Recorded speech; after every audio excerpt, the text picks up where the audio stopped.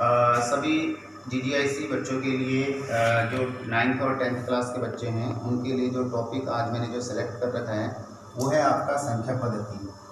तो जो 10वीं क्लास के बच्चे हैं वो संख्या पद्धति के बारे में पहले से ही उन्होंने 9th क्लास में पढ़ रखा होगा, और जो अभी 9th क्लास में बच्चे आए हैं तो उनको संख्या पद्धति, जैसे जो कोई भी संख्याएँ होती हैं वो या तो पॉजिटिव होती हैं यानी धनात्मक होती हैं, जो राइट साइड को जाता है वो धनात्मक होता है, और जो लेफ्ट साइड को जाता है वो आपका ऋणात्मक होता है।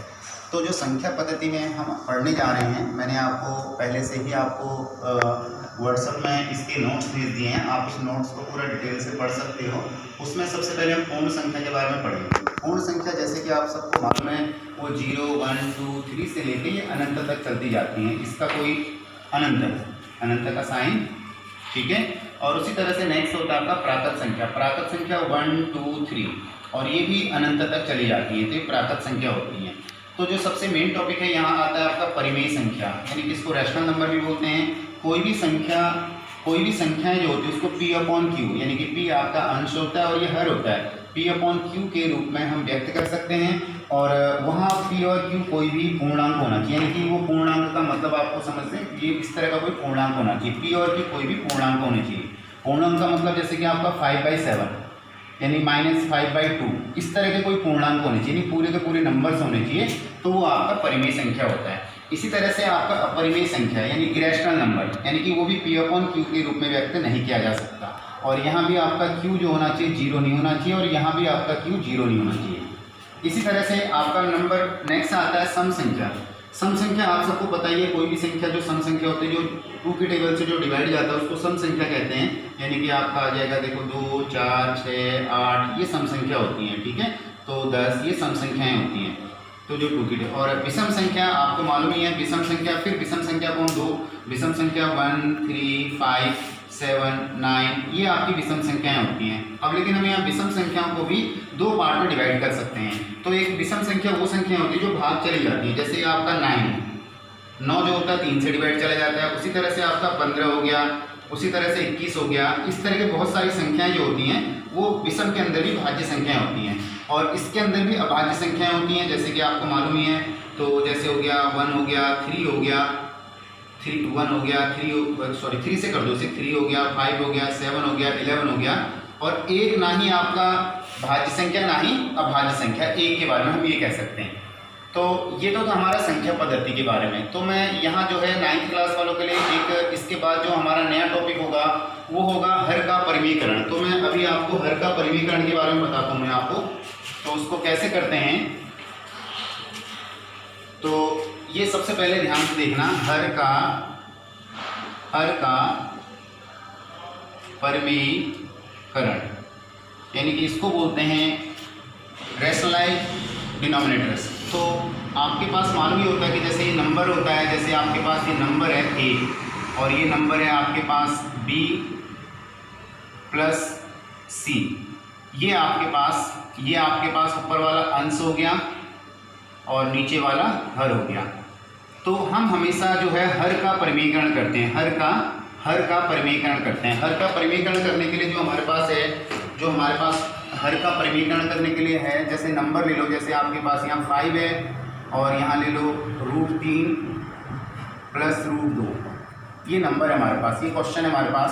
तो सबसे पहले आप साइड में यहाँ लिख दोगे हर का परिमेयकरण करने पर, तो आप इसको हर का परिमेयकरण लिख दो। तो सबसे पहले स्टेप वाइज लिखोगे एक एक करके। तो 5 इसको लिखो √3 प्लस √2। तो जो ये साइन होता है यहाँ, जो प्लस का साइन होता है, इसको रैशनलाइज कर देते हैं। परिमेयकरण का मतलब होता है कि जो हर होता है यहाँ साइन चेंज हो जाता है, प्लस की जगह माइनस हो जाएगा। और अब आप क्या करो, इससे इस पूरे नंबर को मल्टीप्लाई कर दो, 5 √3 माइनस √2। अब आप देखो यहाँ से एक बार ये नंबर है प्लस है और ये नंबर माइनस है, तो यहाँ आप लिख सकते हो a माइनस बी और a प्लस बी। तो आप इसको लिख सकते हो a² माइनस b², ये आपका फॉर्मूला होता है। तो मैं बाकी आपको इसको भेज दूंगा, तो आप इसको भी लिख सकते हो। तो यानी कि आप √3 का होल स्क्वायर माइनस √2 का होल स्क्वायर, अब इससे इसको मल्टीप्लाई करोगे। तो यहाँ भी आपके पास आइडेंटिटी होती है, कुछ फॉर्मूले होते हैं। जैसे नंबर है a, अब इसको ये नंबर b है रूट में, नंबर से कभी रूट मल्टीप्लाई नहीं होता तो हम इसको ऐसे लिखते हैं a रूट b, और इसी तरह से यहाँ b होगा और यहाँ c होगा, रूट से रूट मल्टीप्लाई होता है, इसको ऐसे लिखेंगे b रूट c, ये मल्टीप्लाई हो जाएगा, इसका मतलब गुणा हो जाएगा, इससे इसको गुणा कर देंगे। और इसी तरह से जैसे यहाँ कोई नंबर है a रूट b और यहाँ है c, ये नंबर होंगे कोई, a का मतलब कोई नंबर होगा, तो इसको मल्टीप्लाई करेंगे तो इसको इससे मल्टीप्लाई करेंगे तो a c, और रूट से रूट मल्टीप्लाई होता है तो यहाँ ये आ जाएगा। तो ये भी आप साइड में आप नोट कर सकते हो।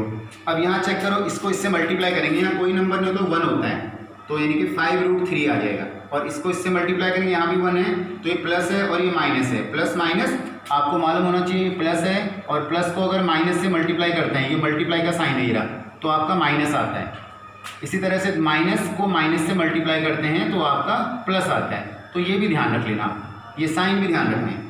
तो इसको इससे मल्टीप्लाई करोगे तो आपका आएगा 5 रूट 2, और अब यहाँ देखो रूट 3 का स्क्वायर, जैसे रूट 3 का स्क्वायर, इसका मीनिंग होता है कि रूट 3 को 2 टाइम्स यानी 2 बार मल्टीप्लाई करोगे, 2 बार गुणा करोगे, तो रूट 3 को रूट 3 से करेंगे रूट 9 आएगा, तो रूट 9 का फिर वर्गमूल जो होता है वो 3 होता है। लेकिन हम इसको इतने लंबी प्रक्रिया से नहीं करेंगे, तो आप सीधे सीधे इसको लिख सकते हो रूट 3 का स्क्वायर। अगर कोई नंबर होता है, कोई संख्या होती है, उसका स्क्वायर होता है रूट में, तो उसको सीधे ये लिख दो। अब हम इसको सीधे 3 लिख देंगे, और इसी तरह 2 का ये 2 आ जाएगा। अब हम इसको फिर दोबारा से, अब देखो यहाँ दोनों नंबर अलग अलग हैं, जैसे आपका 2x माइनस 3y, ये हम दोनों वेरिएबल, दोनों चर अलग अलग हैं, तो ये माइनस नहीं हो सकते, तो ये भी माइनस नहीं होंगे, तो इसमें 5 को कॉमन ले लो और ये 1 आ जाएगा। तो इस तरह से आप ये कर सकते हो। बाकी मैं जो क्वेश्चंस हैं आपके पास, जैसे आप इसके साथ साथ आप ये सारे क्वेश्चन बना सकते हो, तो जैसे 2 रूट 6 माइनस रूट 5, और इसी तरह से 3 रूट 7 माइनस रूट 2, और इसी तरह से आप नेक्स्ट क्वेश्चन बना सकते हो रूट 6 रूट 7 माइनस रूट 2, यहाँ 5 ले लो, इसको भी 6 ले लो, और इसी तरह से आप इनका अभ्यास करोगे तो इसी प्रक्रिया से, और आपके ये क्वेश्चंस काफ़ी अच्छे से बन जाएंगे। अगर कोई भी कुछ समस्या आती है तो आप के पास मेरा नंबर है, आप मुझे सीधे व्हाट्सएप में मैसेज भेज सकते हो। तो थोड़ा सा नेटवर्क की दिक्कत है, बाकी आप लोगों को कोई समस्या नहीं आएगी और अपने समय का सदुपयोग कर सकते हो। तो बाकी अभी ये इन क्वेश्चनों को बना लेना, उसके बाद हम इसी में जो दूसरे टाइप के जो प्रश्न हैं हम उसको बताएंगे। तो बहुत जल्दी आपको नेक्स्ट क्लास में मिलते हैं आपको।